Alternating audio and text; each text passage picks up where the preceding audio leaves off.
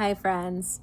So, continuing our conversation about self-care and how we're planning to take care of ourselves for these last few weeks of 2020, I wanted to share with you guys a conversation that I've been having with my coaching and challenge program members. Every Sunday night, we get together and hang out. We talk about all kinds of things. I see myself as their personal trainer and their cheerleader and their motivator. And we get together on Sunday nights and we chat about the things that are getting in the way of taking the very best care of ourselves.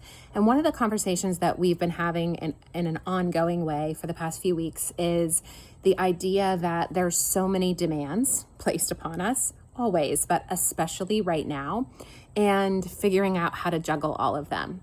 And I shared with them a couple weeks ago in one of our chats that I know my ability to juggle. If we imagine that all the demands placed upon us are balls, I'm not a good juggler and I only have so much capacity.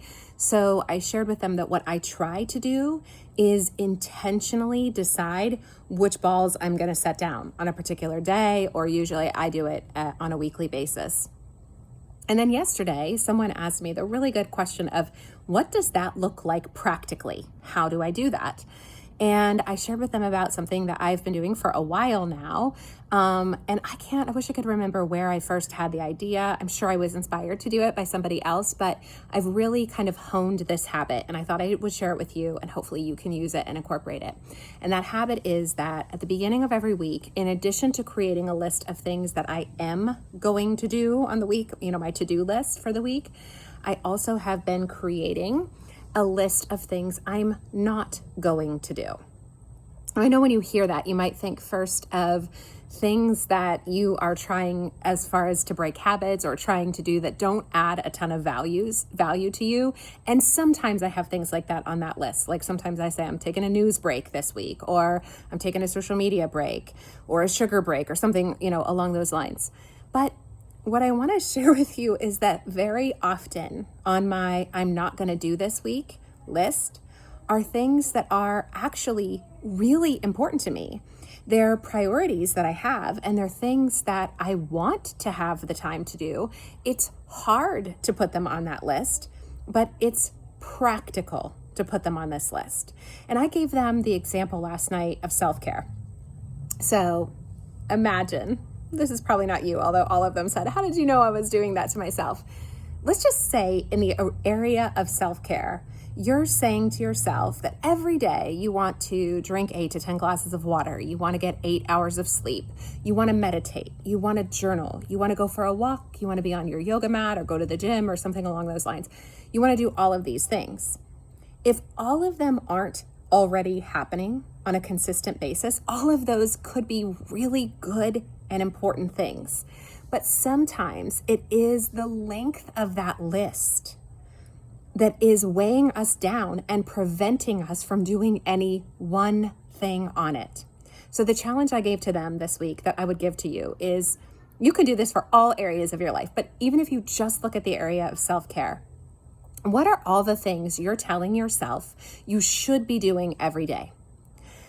I want you to make a list right now that for the next 7 days, at least 50% of those things, you're giving yourself grace and you're trusting that you're not getting to all of them anyway. So you're going to intentionally choose which things are you just for 7 days. This isn't, I'm never going to do them again.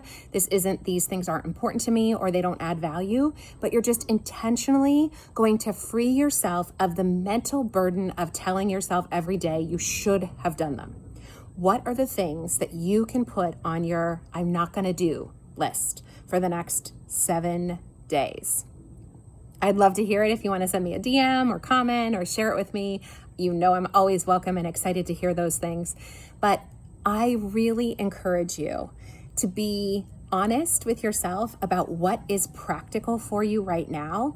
And I will tell you, as I say to them all the time, one of our key phrases in my coaching and challenge program with my people is that small hinges swing big doors.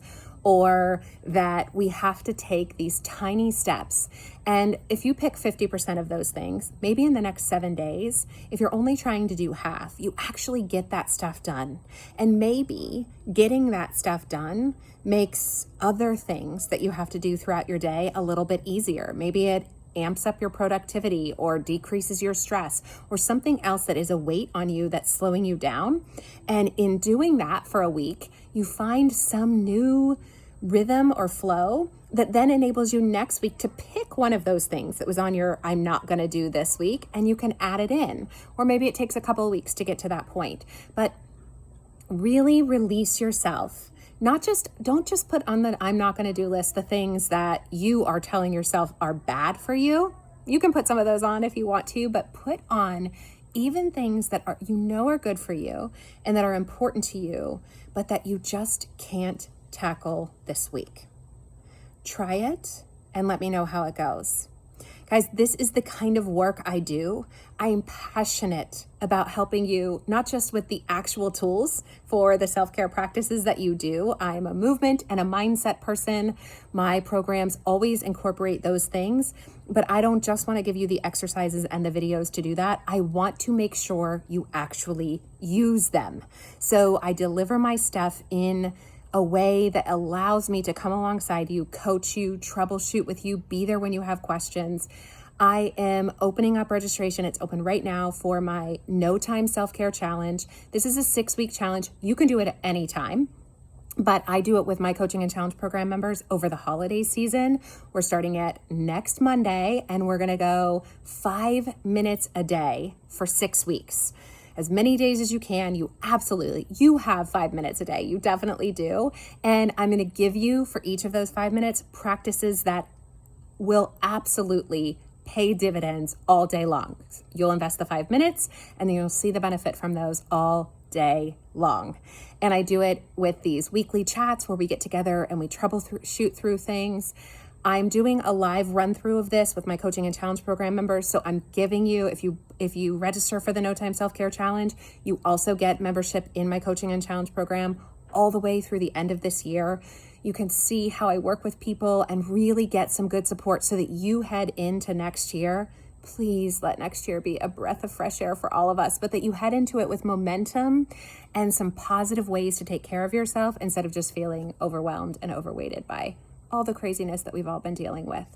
Take such good care of yourself. All the information on the No Time Self-Care Challenge and the bonus membership in my coaching and challenge program is at healthymoving.com/no time challenge. There's a link in my bio. You can DM me. I'll happily send you a link as well. It'll be here with the video as well. Take the very best care of yourself. You are amazing. You have an important role to play in the world. And I just want to help you take the best care of yourself so that you can go and do the really important things that only you can do. Have a great day.